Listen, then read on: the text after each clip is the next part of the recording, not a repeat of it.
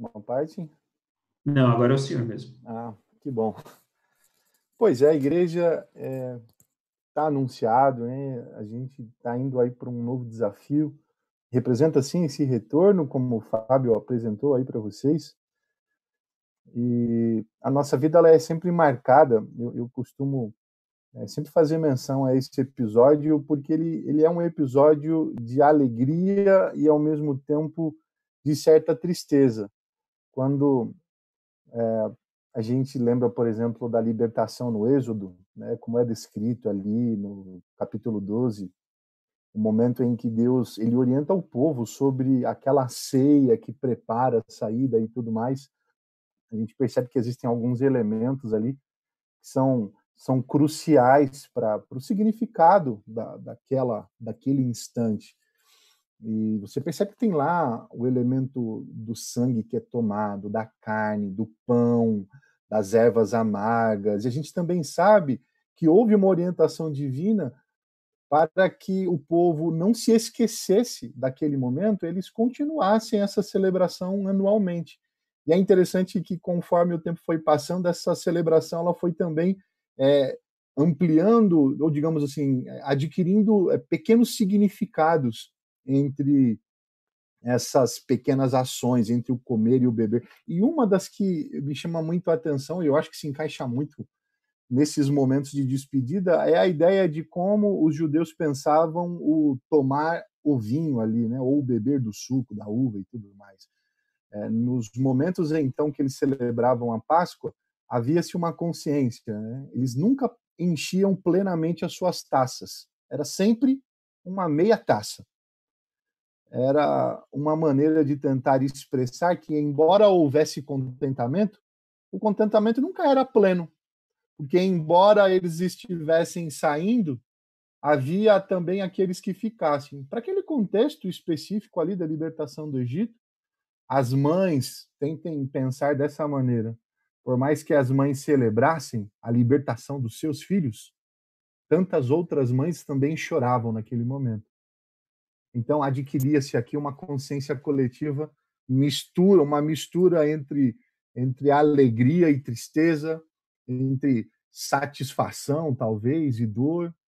Mas uma das maneiras de deixar marcado que a nossa estadia por aqui, ela nunca será de fato plena, né? Sempre ela ocorrerá nessa medida, a medida da meia taça. Fomos convidados como família para retornar para a Nova Semente. Já tínhamos uma pequena história construída ali, e isso traz uma certa alegria. Ao mesmo tempo, quando eu penso em deixar essa comunidade que eu criei expectativas para me envolver ainda mais, traz sabe, aquele certo gostinho amargo, aquele desconforto, porque de maneira bem real, igreja, a gente sonhou assim em se envolver mais. A minha esposa, de maneira especial, ela falava: a gente precisa tentar criar vínculos, e a gente entende que boa parte desses vínculos são realmente criados na mesa, sabe? Assentados à mesa, comendo junto, trocando histórias, trocando informações de vida, dividindo momentos, esses momentos que são compartilhados em mesa, aquela tal história, né? Que para conhecer alguém você precisa, de verdade, você precisa comer 1 quilo de sal junto. E aí eu creio muito nisso. E como o Fábio destacou aqui, a pandemia ela tirou tudo do eixo. Eu mal pude me aproximar de vocês, da maioria de vocês. Fiz alguns encontros via Zoom com alguns grupos, e os poucos que eu pude me aproximar, eu preciso aqui destacar o quão surpresa eu fiquei. O Fábio e a Regina, de maneira especial, à frente dos jovens, junto com a Bia e o Matheus ali, e, assim, me serviram de inspiração, inclusive, pelo histórico de dedicação. Eu vendo a maneira como essa liderança trabalha, sempre muito apoiadora, uma liderança dedicada, muito empenhada nessa causa da proclamação do evangelho, da vida pelo evangelho em comunidade também. E, e é com esse gostinho amargo que eu, de uma certa maneira, também partilho desse instante. Queria ter me envolvido mais. Criei boas amizades ali na escola do Americanópolis, aqui eu vejo no meu quadro, e me entendam bem que nem sempre fica muito destacado, mas pelo menos na imagem que está aberta aqui eu percebo a professora Rosana, a Beth, vejo o Renan também, foi pelo menos dos três aqui, são os três que eu consigo identificar imediatamente que estão participando. Tem o professor Heber, que aí a esposa Ana, que frequentam aí com vocês também. E Deus ele vai nos presenteando, apesar dessas dificuldades de aprofundar raízes e vínculos, ele vai nos presenteando com essas amizades que aparecem também. Aos demais, eu também queria desejar um abraço muito forte, desejar a vocês uma caminhada de êxito ao lado de Jesus também. E como o Fábio também destacou, a gente não vai estar tão distante. Tá bom, meus queridos? Destaco aqui a presença do Moab. O Moab é meu amigão lá da Home. Até com o pessoal da Home ali, nós, de uma certa maneira, conseguimos nos encontrar mais vezes. Mas, de maneira geral, boa, Moab. Isso aí, amigão. Foi um grande prazer poder participar e aprender com vocês, tá bem? Eu seguirei orando e torcendo por essa comunidade, a Igreja Adventista de Americanópolis, também hoje já ocupa um espaço especial no meu coração e no coração da minha família.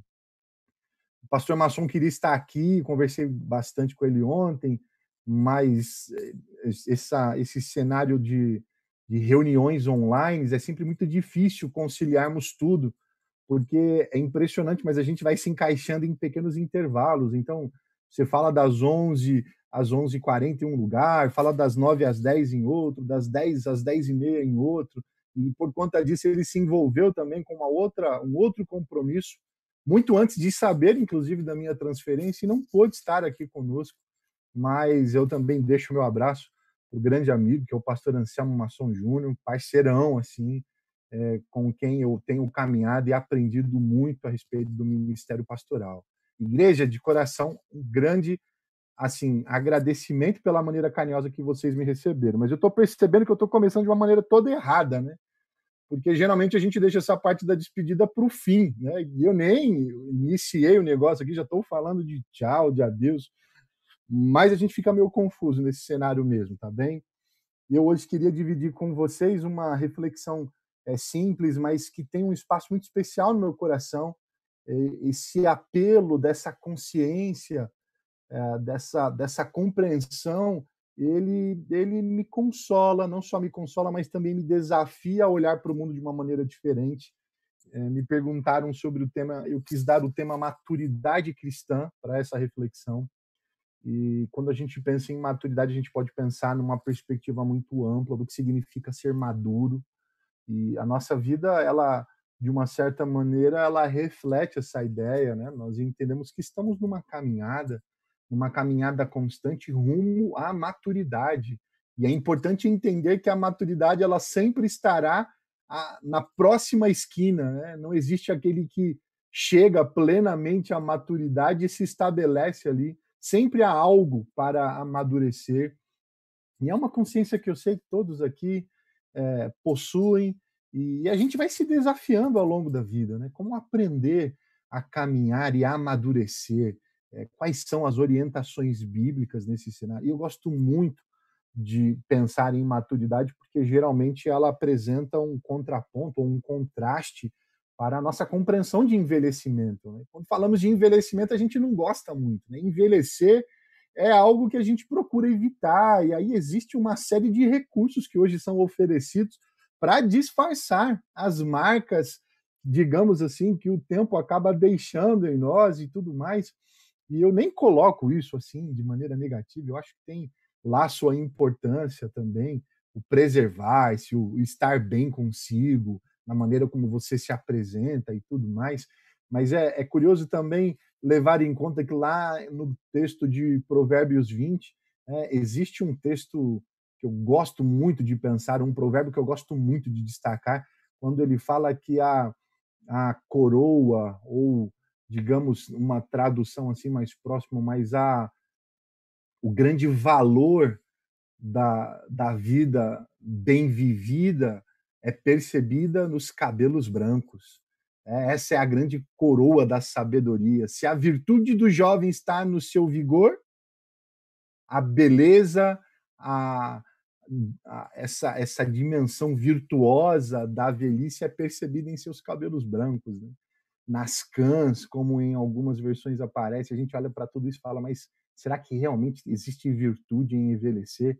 E a gente percebe que isso tudo está atrelado, essa perspectiva da maturidade, né? A gente entende também que tem muita gente que acaba envelhecendo e não amadurece, que é algo que eu, inclusive, tenho medo. Eu espero, ao envelhecer, amadurecer também, né? Eu não quero olhar, quem sabe, para a minha vida e olhar assim que houve pouca maturidade, pouco amadurecimento nessa minha jornada. E o indivíduo que chegou ali nas idades mais avançadas da vida ainda mantém o mesmo pensamento, as mesmas, as mesmas projeções da realidade, as mesmas convicções. Eu gostaria de olhar para mim com uma certa satisfação e declarar para mim mesmo: a experiência da minha vida me ensinou e me ensinou muito. E há uma consciência muito especial desse estado, né? Que é o estado que nós passamos, é a consciência de que nós passamos a vida inteira buscando aprender, e quando chegamos nessa fase mais madura, nós percebemos que o aprendizado ele não estava necessariamente ligado a algo que nós encontraríamos no fim da estrada, mas que foi de alguma maneira recebido, foi experimentado ao longo de todo o trajeto. Então há uma beleza muito bonita nisso. E eu gosto aqui, eu vou reduzir parte dessa nossa conversa, dessa nossa breve conversa, para um princípio teológico que tem muito a ver com maturidade. Ele apresenta a ideia da maturidade para a gente sobre uma perspectiva diferente. Por mais que hoje olhemos para a nossa vida e pensemos assim, a nossa vida numa perspectiva mais linear, entendemos assim, hoje eu estou aqui, com os meus tantos anos em 2020. E maturidade necessariamente está ligado ao avançar em dias, ao avançar em tempos, e quem sabe olhar lá no futuro e ser alguém mais maduro do que sou hoje. Por que eu acho curioso? Eu acho curioso porque quando eu olho para o texto bíblico, existe uma dimensão de retorno nessa consciência da maturidade. Olha só como é interessante. A Bíblia fala que a maturidade tem a ver com voltar atrás, ou melhor, voltar ao princípio, voltar a ser aquilo que você era. Algo que aqui, pelo menos nessa minha introdução, parece não fazer tanto sentido. Até porque eu estou destacando um amadurecimento ou uma maturidade que acontece lá na frente da nossa jornada, como resultado de experiências vividas, mas de uma certa maneira sempre projetando o à frente, o resultado de avançarmos e tudo mais. E a Bíblia vai falar de maneira diferente, ela apresenta uma dimensão diferente. Ela vai dizer assim: existe maturidade quando você reconhece que é preciso voltar. Existe maturidade quando você entende que é necessário voltar ao que era, ao princípio. Essa dimensão do voltar ela é curiosa, porque até mesmo a palavra para arrependimento no texto bíblico, a palavra chuva, lá do texto do Antigo Testamento, no hebraico, é uma palavra que significa retorno. Então, aquele que se arrepende é aquele que volta. Quando você lê aqueles textos dos profetas, profeta Isaías, Jeremias, aquelas convocações para o povo de Israel: olha, povo, arrependei-vos. Qual é a essência da declaração por trás desta mensagem de advertência? Olha, voltem atrás. Voltar tem a ver com arrepender. A palavra chuva, ela tem em sua gama de significados esse sentido, o sentido do retorno. E você percebe que uma vida madura ela é uma vida conscientemente de experiências de arrependimento também. E aí você começa a fazer essas pequenas pontes. Ah, eu entendo então o porquê do voltar. Eu entendo então o porquê do retorno ao princípio. E o porquê o princípio é tão importante. Nas poucas conversas que nós tivemos, eu sei que eu dei mais ênfase ao livro de Gênesis. É um livro que eu gosto bastante. Como eu disse, eu até esperava poder prolongar as nossas conversas e avançar em demais livros, mas eu gosto de olhar para esse livro e observar as estruturas. Então, eu queria que você aí também, aqueles que puderem, tiverem facilidade aí, quem sabe, através do seu dispositivo, ou através da sua Bíblia física mesmo, abrisse aí a Bíblia no texto de Gênesis 1, porque nós vamos meditar inicialmente aí em 2 versos que aparecem nesse texto, do primeiro capítulo de Gênesis. A minha ideia inicialmente é desdobrar um princípio teológico que é bem conhecido, mas eu entendo que as implicações nós não demoramos nessas impressões. E eu acho que é muito válido pensar, porque por mais simples, o impacto que ela pode causar na nossa vida é arrebatador. Pode causar, sim, um impacto arrebatador. Então, antes mesmo de começarmos aqui a olhar para o texto, eu queria que você considerasse esse princípio, que é o princípio que vai aparecer ali em Gênesis. Olha aí na sua Bíblia, o capítulo 1, e leia aí já comigo o verso 26, ou melhor, o 27, a princípio. Lá nós temos um destaque, é uma frase curta, que comunica uma mensagem extremamente pontual e importante para a compreensão da maturidade. Na minha versão, eu leio da seguinte maneira: criou Deus, pois, o homem à sua imagem, a imagem de Deus o criou, homem e mulher os criou. Perceberam? Com a Bíblia, como a Bíblia ela declara, digamos assim, esse instante em que Deus cria o homem. E é justamente aqui, ou a partir daqui, que nós construiremos, ou que nós tentaremos aqui pensar um pouquinho a respeito desse princípio teológico, que é o princípio da imagem de Deus, o princípio da imago Dei. Por que esse princípio ele é importante? Sabe por que ele é importante? Ele é importante porque nós percebemos em toda a Bíblia uma perspectiva, digamos assim, uma perspectiva de totalidade.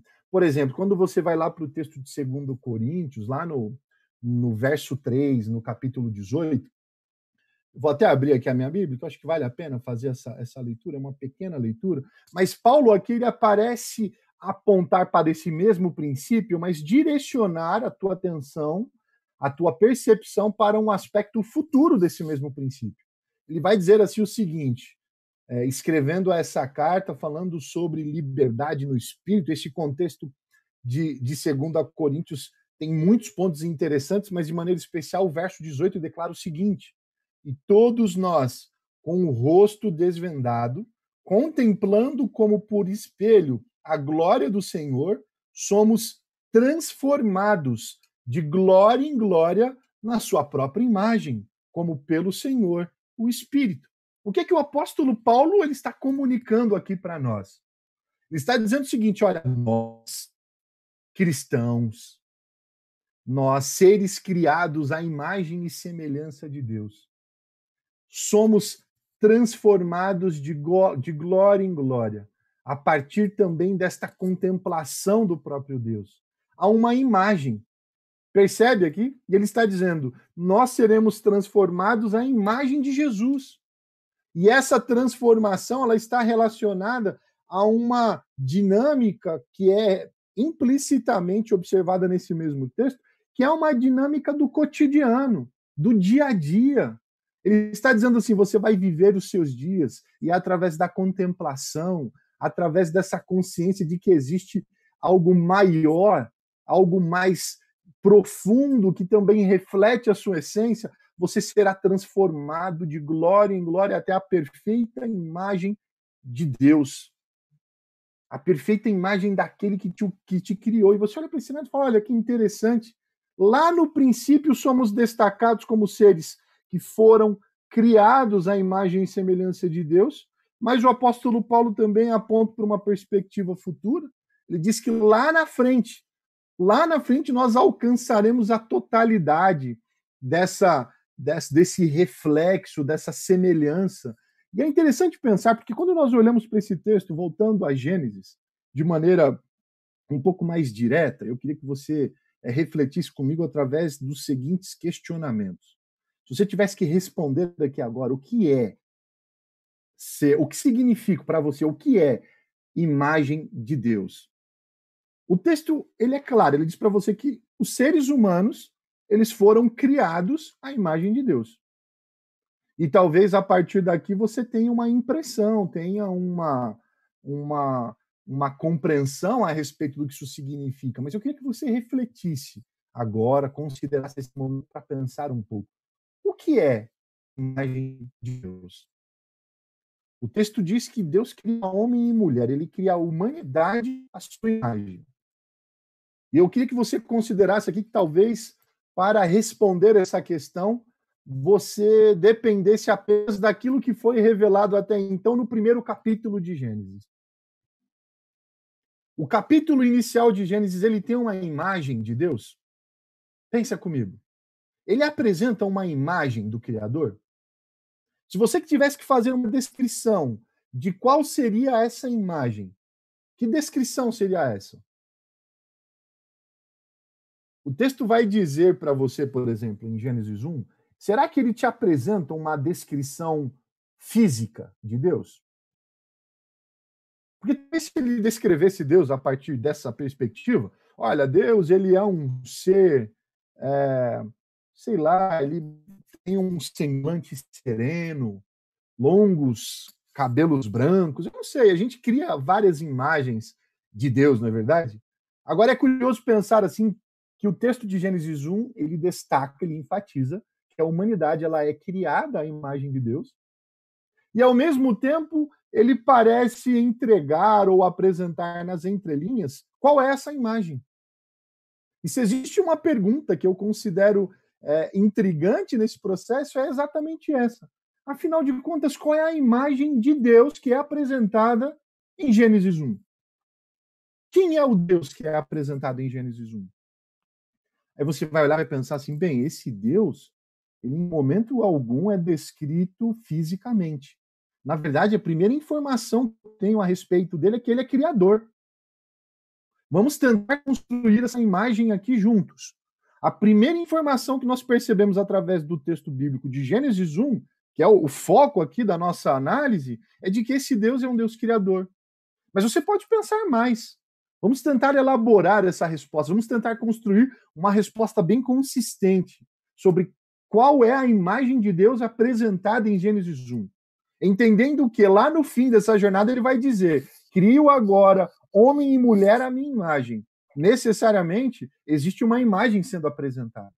Aí você pode pensar, olha, esse mesmo Deus que é criador também reflete uma espécie de cuidado diferenciado. Logo na sequência do texto de Gênesis 1 é descrito que ele paira sobre as águas. Você já percebeu isso? Eu não sei quais são as impressões que esse verso causa em você, mas a imagem de um Deus que paira sobre as águas. Tenta pensar um pouco nessa imagem de um Deus que paira sobre. E não é só isso, né? O texto depois vai dizer que está tudo um caos. O mundo é uma confusão só. O mundo é um lugar inabitável, um lugar onde a vida não pode existir. Não é um ambiente favorável para que haja vida. É um ambiente escuro. E aí o texto vai dizer, olha a imagem de Deus que está sendo construída. O texto vai dizer que esse Deus é um Deus que traz luz para a escuridão. Você está notando que existe uma imagem a ser construída aqui? Você está percebendo que essa imagem não tem nada a ver com contornos físicos? A gente gasta tanto tempo para discutir o que significa a imagem de Deus e às vezes ignora o que o texto está tentando comunicar de maneira bem simples. Eu queria que você pensasse aqui. Olha só que nós estamos limitando ainda esse espaço, né, de construção de imagem a Gênesis 1, poderíamos avançar em outros textos, e é óbvio que a compreensão de Deus ela se expandiria ainda mais, ficaria, sabe, ainda mais perceptível e mais visível, mas note que essa compreensão, ainda que recortada, já comunica muita coisa. Você logo na sequência percebe que esse é um Deus que prepara o espaço. Tem uma característica que eu acho impressionante, a maneira como ele traz a vida para aquele ambiente que até então não possuía vida. Porque parece que uma das, digamos assim, uma das responsabilidades dos seres viventes como um todo, sejam eles os animais que andam pela terra, ou rastejam pela terra, ou aqueles que voam, ou aqueles que ocupam as águas, ou seja mesmo os vegetais, a natureza como um todo, todos esses recebem ali, perceba, recebem ali em si uma, uma, uma capacidade de gerar vida também. Olha o que Deus está mostrando aqui. Olha, eu gero vida, eu crio seres viventes, e esses seres viventes que crio, eles também continuam gerando vida. Você já consegue amadurecer um pouco mais essa impressão de qual é a imagem de Deus que está sendo pintada em Gênesis 1?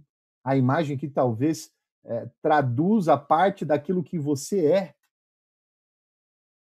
Eu vou mudar rapidamente a pergunta antes de amarrar isso tudo e trazer um sentido um pouco mais claro e talvez até mais aplicável à sua realidade, pulando por uma outra questão dentro dessa mesma realidade. Mas uma vez que você entende o que é a imagem de Deus, uma outra pergunta tem a ver com o porquê que ela é dada ao homem. A gente leu o verso 26 de Gênesis, mas se você olhar no verso, desculpa, a gente leu o verso 27, mas se você olhar para o verso 26 da sua Bíblia, perceba que antes de fazer o homem, Deus já está pensando no homem. E o verso 26 vai dizer assim que Deus, também disse Deus, como o texto destaca, ele vai dizer assim, ó, façamos, ele está pensando na possibilidade de criar, diz assim, façamos o homem à nossa imagem, conforme a nossa semelhança. E olha como é curioso, ele diz assim, eu faço o homem à minha imagem com uma proposta, ou melhor, com um propósito. O homem ele é criado à imagem de Deus para alguma coisa. Existe uma finalidade nisso. Não é algo desprendido, não é algo aleatório. Você vai inclusive notar que isso é distintivo de toda a criação, de todos os seres viventes, de todos aqueles que inclusive recebem o fôlego da vida. Os únicos seres que possuem imagem e semelhança como uma marca, como uma espécie de assinatura do Criador, são os seres humanos. Mas você nota que os seres humanos eles recebem esse diferencial, eles recebem essa assinatura para uma finalidade, que é observada no verso 26.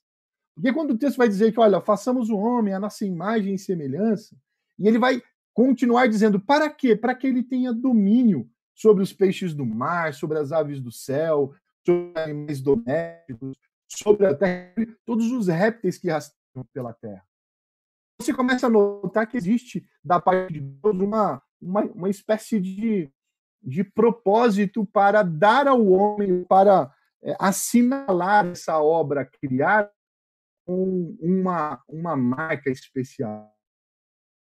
Por exemplo, para alguns quadros, eu não sei se vocês já notaram ou já se depararam com essa realidade, muitas obras de arte elas são referenciadas às vezes e talvez até na maioria das vezes, não pelo nome da obra em si, mas pelo artista, pelo autor, pelo criador da obra.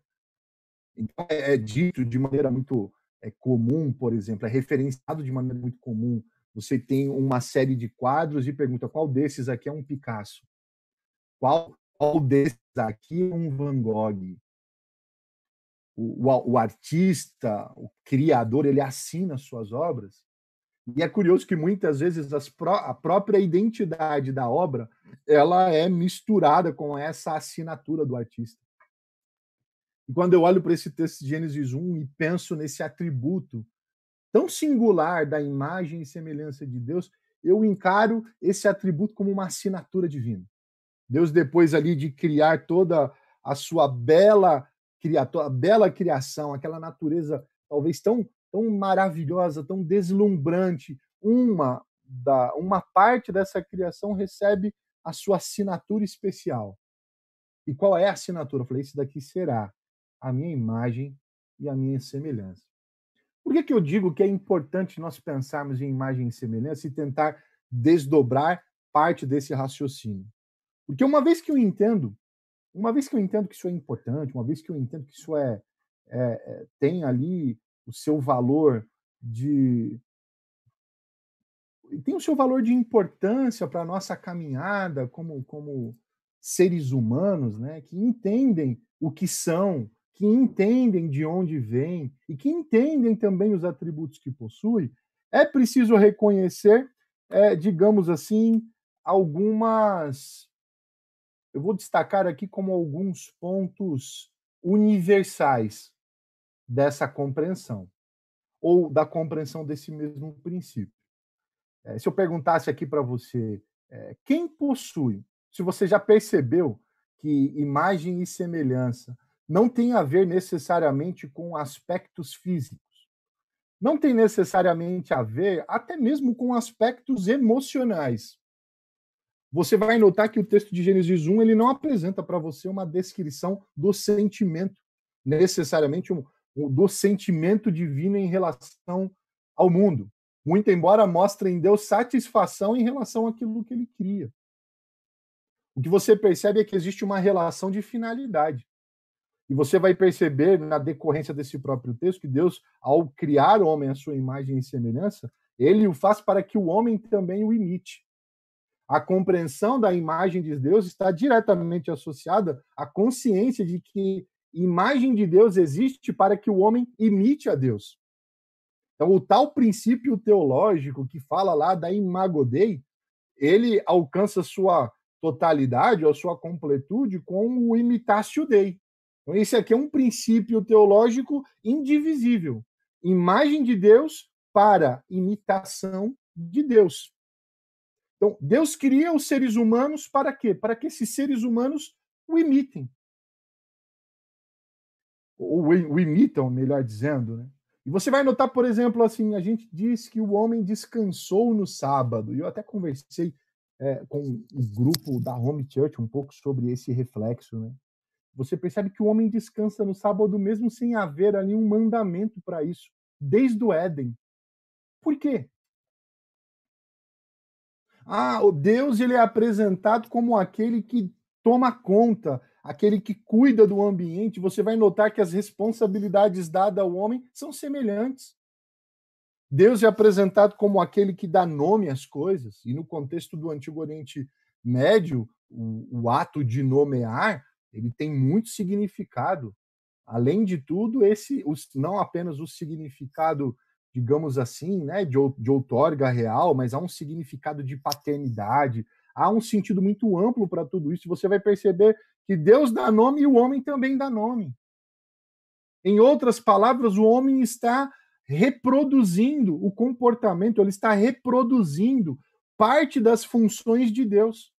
E é nisso que o princípio da imagem e semelhança encontra, digamos assim, o seu foco central.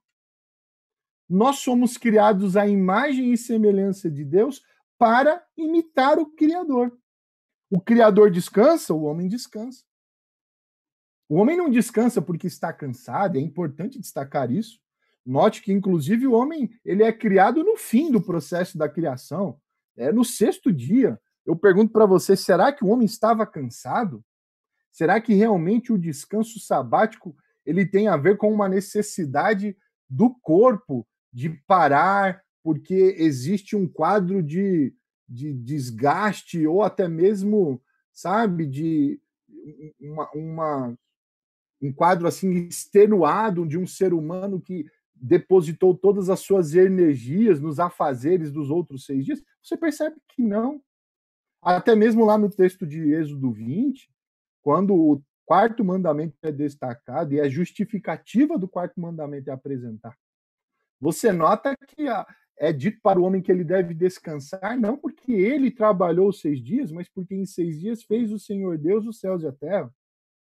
Olha só como é curioso, porque a perspectiva do descanso ela é dada para o homem não no fim de uma jornada laboral de 6 dias, mas no início de um ciclo semanal. O descanso ele inicia a jornada humana em seus afazeres, em todas as suas dimensões mais amplas. E o porquê que eu estou destacando isso? Porque quando você olha para esse texto, você percebe que o homem descansa, não porque existe um mandamento, e não porque existe necessariamente uma necessidade física, ele descansa porque o Criador descansa. E esse homem que entende ser imagem e semelhança de Deus, ele sabe que possui essa assinatura, e essa assinatura para ele é um lembrete constante de que ele precisa imitar a Deus. Ele vive com um propósito existencial, essa dimensão, essa consciência dessa responsabilidade de estar sempre em imitação de Deus. O que Deus faz? Eu procuro imitar. O que Deus faz? Eu poderia olhar para a cena da criação e até pensar, sabe, de maneira mais metafórica em algumas questões, né? Você olha assim, Deus é aquele que traz luz através da sua palavra para os ambientes aonde a escuridão toma conta. E aí você agora, consciente de que a tua vida ela encontra propósito em ser imagem e semelhança de Deus, para imitar a Deus, você percebe então como é que eu, através da minha palavra, poderia também trazer luz para ambientes aonde a escuridão domina. Você notou como esse processo ele se completa? E como você percebe a dimensão das responsabilidades que residem sobre você? Esse retorno à imagem de semelhança é a perspectiva, digamos assim, mais madura da caminhada cristã. A mais madura da. Eu gosto muito da maneira como os seguidores de Cristo são chamados lá no texto de Atos, quando é dito que é a partir de agora, a partir daquele dispersamento que acontece ali em Antioquia, foi a partir dali que o povo, os seguidores de Jesus, passaram a ser chamados de cristãos. E a gente sabe que essa palavra, ainda que tenha outras possibilidades de significados, mas ela também apresenta como sentido direto a ideia de sermos pequenos cristos, né? As pessoas olhavam para você como se fosse a obra do Van Gogh, a obra do Picasso caminhando mesmo. A sua identidade se mistura com a dele. Olham para você e falam que, ó, eis aí um pequeno Cristo. Eis aí alguém que reflete, alguém que possui a assinatura do Criador. Agora, o que eu acho muito belo nesse cenário todo é porque muitas vezes essa consciência pode trazer para nós uma espécie, um senso assim de exclusivismo, sabe? De achar que uns possuem e outros não. Porque você entende a beleza por trás de ser a imagem e semelhança de Deus. Mas eu posso fazer perguntas aqui que são difíceis de serem respondidas. E entre elas a pergunta de quem possui essa imagem e quem não possui. Você acha que essa mensagem, ou melhor, essa imagem, ou essa assinatura, ela é algo exclusivo de um grupo? Pensa comigo. Vamos olhar e tentar avaliar o quadro da humanidade geral. Pensa assim, eu vou destacar o indivíduo, e você talvez fará algumas ligações em relação às obras desse indivíduo. Eu penso aqui na Madre Teresa de Calcutá. A minha pergunta é: a Madre Teresa de Calcutá, ela possuía essa assinatura, imagem e semelhança de Cristo? Você talvez me diria com facilidade, sim. Olha para as obras da Madre Teresa, e entre elas a gente pode destacar o quanto ela se envolveu com aquele quadro de crianças, ou orfanatos, ou abrigos para crianças que eram tomadas por lepra, num contexto muito específico lá na Índia. E ela se dispunha de uma maneira assim altruísta e até incompreensível, movida com certeza pelo amor divino, a se envolver diretamente com um quadro contagiosíssimo. E as histórias dela, as histórias de maneira geral da Madre Teresa, não apenas nos inspiram, né, mas nos surpreendem.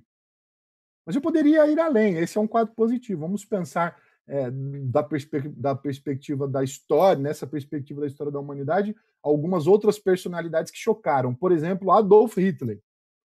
E todas as maldades e todos os quadros violentos e agressivos que aconteceram nesse processo aí do Holocausto da Segunda Guerra. Eu pergunto para você, o Adolf Hitler possuía a imagem e semelhança de Deus?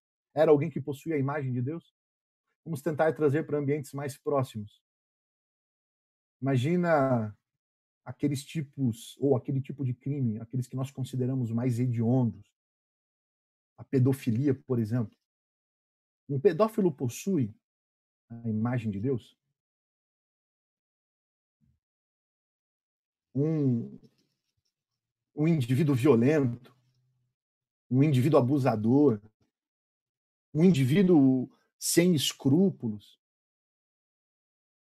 Eu queria que você pensasse naquilo que você considera como as características mais desprezíveis num ser humano.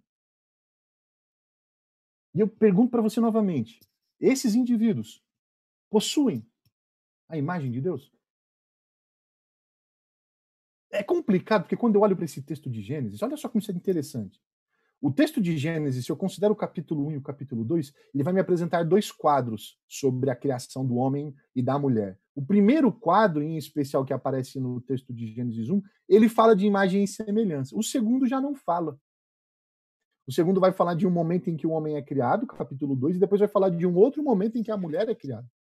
E nesses dois momentos existem outros elementos ali por trás, mas não é falado novamente sobre imagem e semelhança. De maneira especial, o texto escolheu falar apenas num único contexto, que é o contexto onde homem e mulher aparecem juntos. A palavra Adão, que é utilizada ali para dar nome para Adão, também é a palavra utilizada para apresentar para nós o quadro da humanidade como um todo.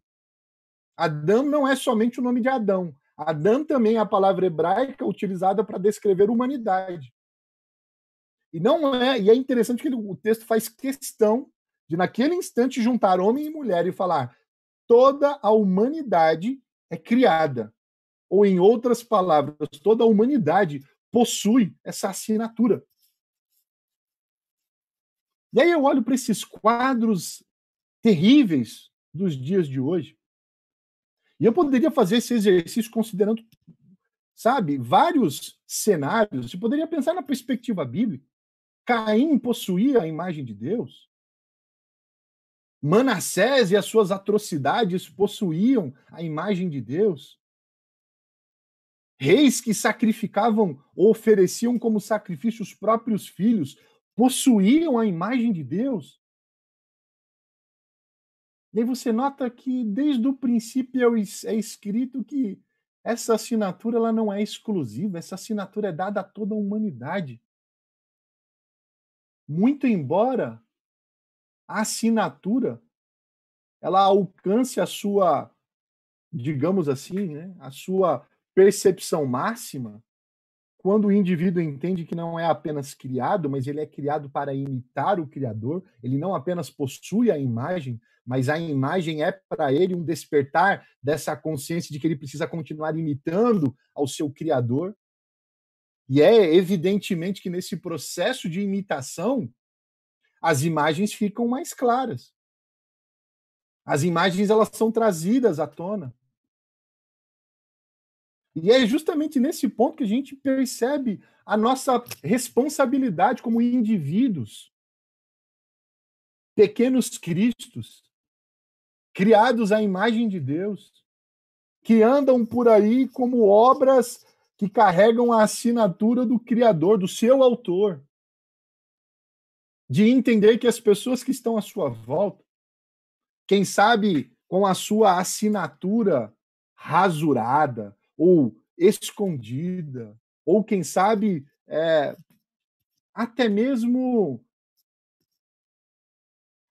eu ia usar uma palavra, mas talvez acho que não se encaixe bem, mas aqueles que não conseguem transmitir de maneira direta, talvez com uma imagem mais opaca, uma consciência que cabe a nós, que é de olhar para todas as pessoas que estão à nossa volta e lembrar que elas também são imagem de Deus.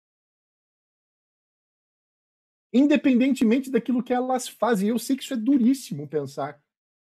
Porque uma vez que eu entendo que as pessoas que estão à minha volta também são imagem e semelhança de Deus, eu começo a entender e a equilibrar um pouco melhor essa nossa balança que pesa aqueles que nós consideramos como os bons e os maus, os chamados cidadãos de bem e os cidadãos do mal, aqueles que são considerados como dignos de respeito, aqueles que possuem dignidade em si, aqueles que podem ser esquecidos, aqueles que podem ser isolados, aqueles que podem ser, inclusive, silenciados.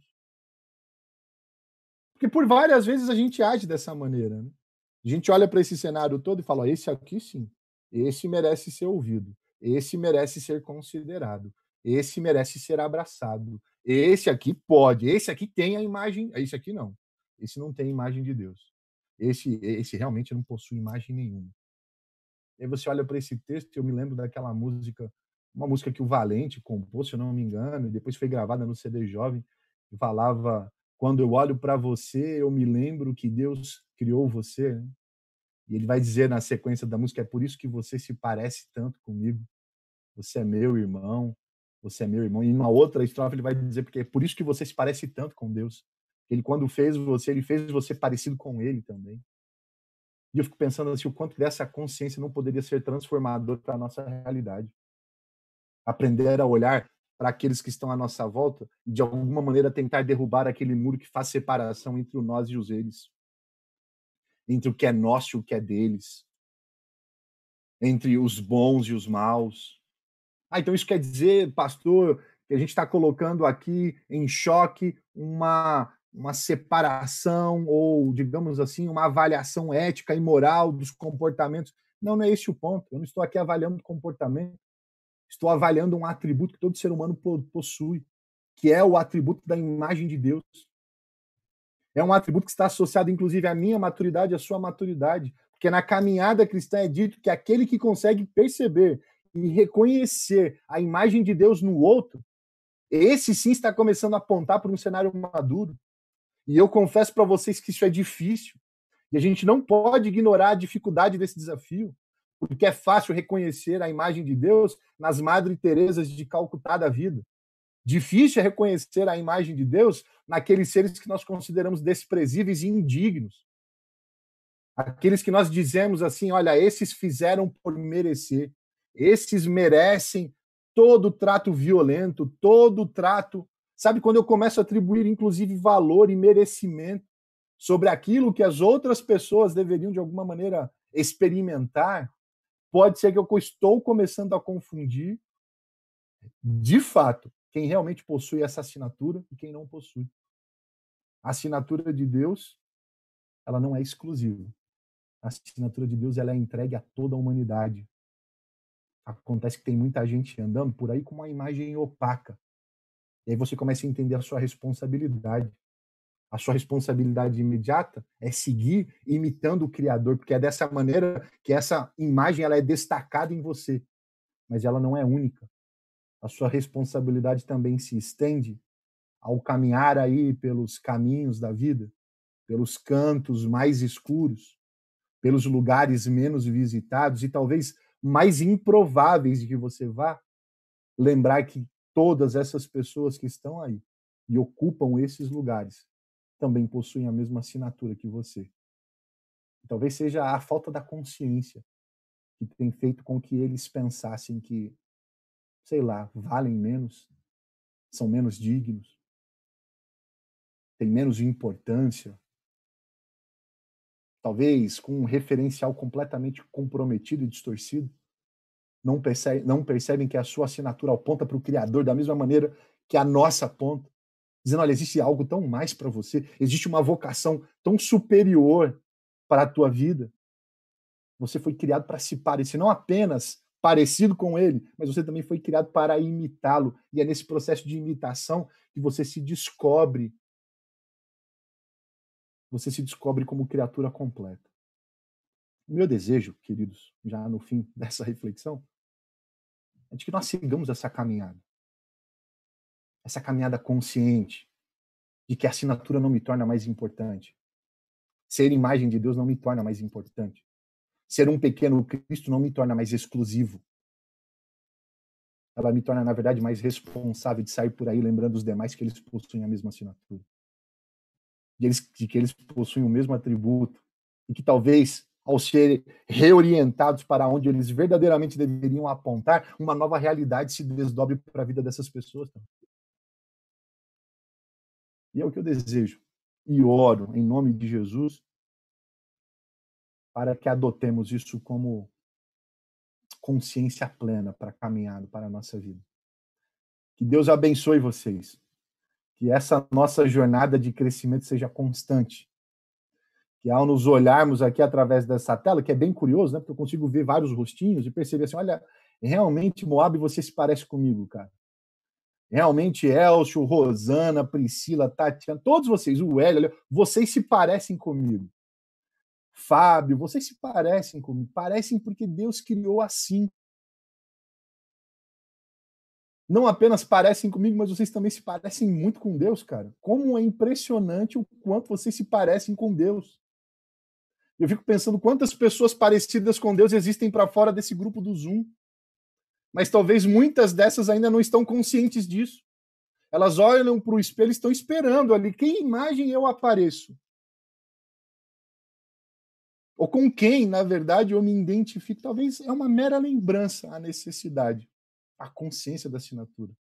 que a igreja de Americanópolis ela siga esse propósito tão pleno, tão nobre que ela se propôs a seguir, que é caminhar por aí lembrando principalmente a região mais próxima, os membros, os grupos envolvidos diretamente na vida de cada um de vocês, de que todos são imagem e semelhança de Deus. Um grande abraço. Falei de despedida no início, depois comecei a mensagem, mas eu espero que vocês tenham aí sentido em alguma medida o meu carinho também pela comunidade, pela igreja do Americanópolis. Vocês seguirão no meu coração, tá bem? Foi com grande... Me sinto assim muito honrado por ter sido recebido por uma comunidade tão carinhosa como a comunidade de vocês. Deus abençoe a todos. E eu faço a oração final, eu acho que chegamos nesse momento então, né? Posso fazer a oração? Vamos orar então. Amado Deus, eu te agradeço, Senhor, muito pelo cuidado que é tão constante, que é tão pleno, que é percebido em cada pequeno detalhe da nossa vida. E de maneira especial agora, Senhor, por ter me levado e me apresentado a essa comunidade de irmãos tão carinhosos. Nós sabemos das limitações desses dias, mas eu também entendo que isso não impediu que nos pequenos contatos eu pudesse sentir o apreço, sentir o calor, sentir o quão cheia de amor essa igreja é. E eu peço de uma maneira muito especial, Senhor, que essas características sejam preservadas e sejam cada vez mais aprofundadas. Que a igreja de Americanópolis seja conhecida como essa igreja afetuosa, uma igreja que transborda amor, e que os pastores, as pessoas que passam, de maneira geral, por essa comunidade, sintam-se também impactados por isso. E de forma, Senhor, bem pontual, eu aqui reforço a nossa necessidade de reconhecer a importância da assinatura que possuímos e, principalmente, de entender que cabe a nós também a responsabilidade de defender a imagem de Deus que existem nas pessoas que estão à nossa volta. Eu sei que às vezes o mundo não percebe, às vezes as pessoas que estão à nossa volta também não percebem. E é por essa falta de percepção que existe tanto distrato, que existe tanta descompensação, que existe tanta violência nas relações. Dê a nós, Senhor, a ousadia, dê a nós a coragem, dê a nós, Senhor, essa disposição para ser esses que estarão ali, não apenas para apresentar a tua imagem, mas também para defendê-la nas demais pessoas que estão à nossa volta. Pedimos a tua bênção para o restante desse sábado e seguimos fazendo isso em nome de Jesus, Senhor. Amém. Amém. Todos.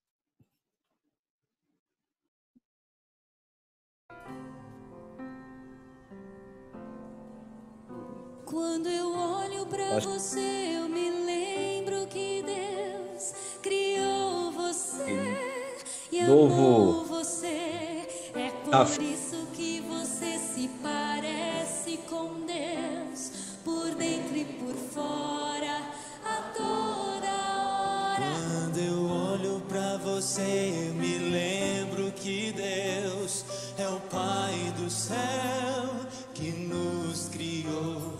É por isso que você se parece comigo. É meu irmão, é meu irmão. Você vale o sangue de Cristo. Você é a glória de Deus.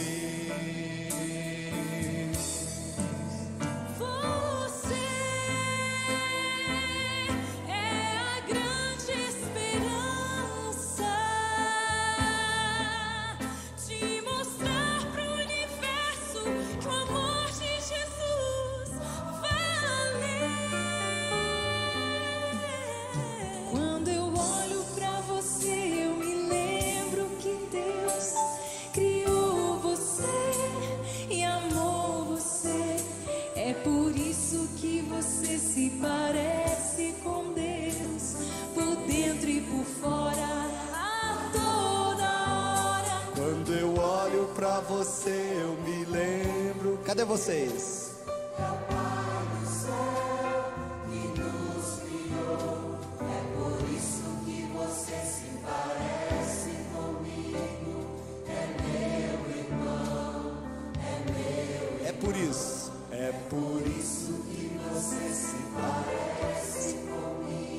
é você?